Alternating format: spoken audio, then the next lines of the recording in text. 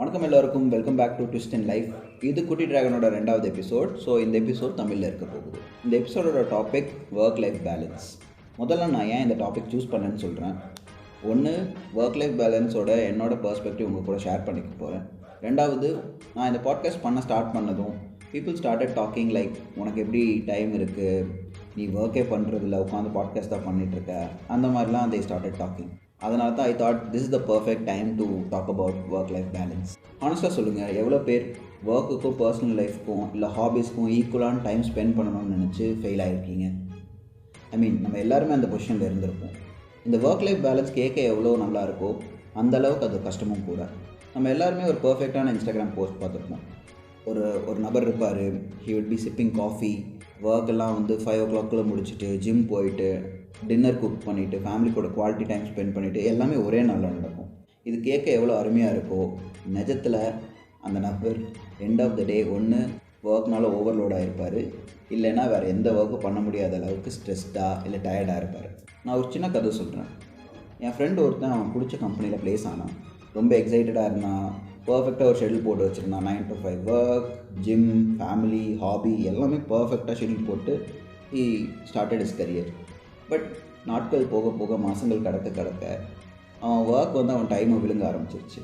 Evenings work பண்ணால், weekends work பண்ணால், ஒரு பாயிண்டில் he started feeling guilty that அவன் ஃபேமிலி கூட டைம் ஸ்பெண்ட் பண்ண முடியாதுல்லன்னு ரொம்ப கில்ட்டியாக ஃபீல் பண்ணான். அண்ட் ஒர்க் லைஃப் பேலன்ஸ் அது கம்ப்ளீட்டாக போயிடுச்சு. இது எங்கேயோ கேட்ட கதை மாதிரி இருக்குல்ல. கமான், கண்டிப்பாக நம்ம எல்லாருமே இந்த சுச்சுவேஷனில் இருந்திருக்கோம். உண்மை என்னன்னு கேட்டிங்கன்னா, பேலன்ஸுங்கிறது ஒரு 50-50% ஒர்க்கையும் லைஃப்பையும் ஸ்ப்ளிட் பண்ணுறது கிடையாது. ஒரு சில நாள் ஒர்க்குக்கு அதிக டைம் தேவைப்படும், இன்னொரு நாள் பர்சனல் லைஃபுக்கு. But that's completely okay. ஆனால் ஒர்க்கையும் லைஃப்பையும் பர்ஃபெக்டாக பேலன்ஸ் பண்ணணும்னு ஒரு ப்ரெஷர் எடுத்துக்கிறோம்ல, அங்கே தான் நம்ம ஃபெயில் ஆகுறோம். As Albert Einstein once said, life is like riding a bicycle. To keep your balance you must keep moving. நம்ம ஏன் ஒர்க் லைஃப் பேலன்ஸ் பண்ண ஸ்ட்ரகிள் பண்ணுறோம்னு பார்ப்போமா. முதல்ல அன்ரியலிஸ்டிக் எக்ஸ்பெக்டேஷன்ஸ்.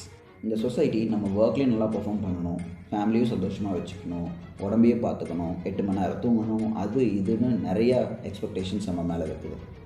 பட் லைஃப் அப்படி ஒர்க் ஆகாது. ரெண்டாவது, கில்ட் ஃபேக்டர். நம்ம அதிகமாக ஒர்க் பண்ணால் பர்சனல் டைம் ஸ்பெண்ட் பண்ணுறதில்லன்னு ஃபீல் பண்ணுறோம். இதே ரிலாக்ஸ்டாக பர்சனல் டைம் நிறையா ஸ்பெண்ட் பண்ணால் ப்ரொடக்டிவாக இருக்கிறதில்லன்னு ஃபீல் பண்ணுறோம்.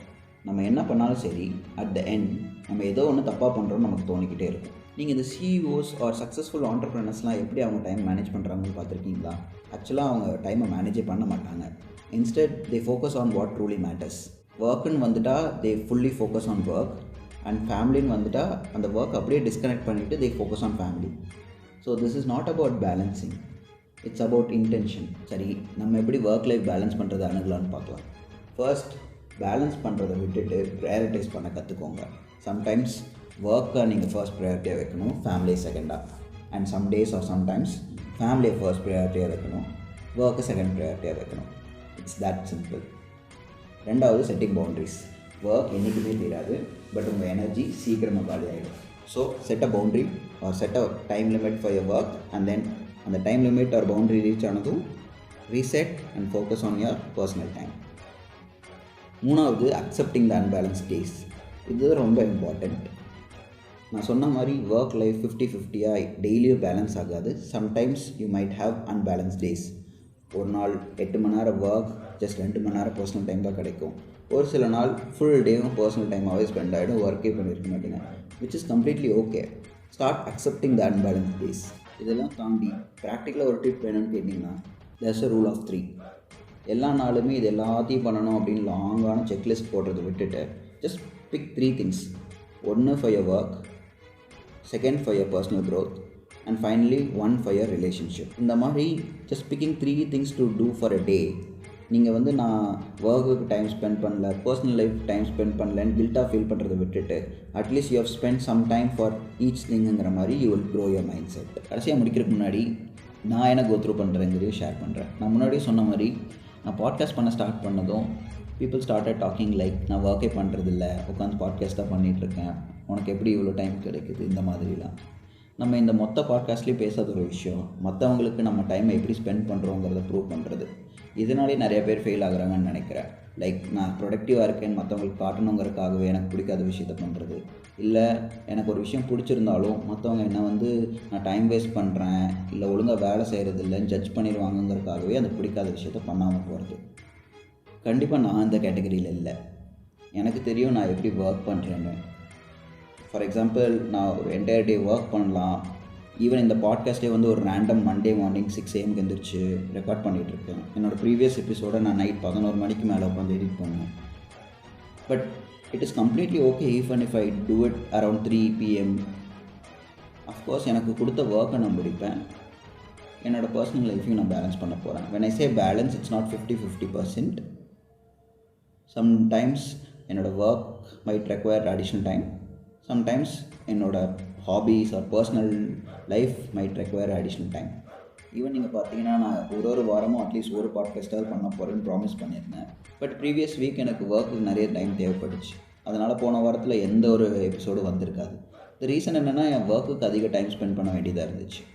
இதுவே வந்து இல்லை நான் கண்டிப்பாக இந்த பாட்காஸ்ட் பண்ணணும், நான் ஒர்க்கை பண்ணாமல் இதை பண்ண போகிறேன் அப்படின்னா இட் வுட் நாட் ஒர்க்.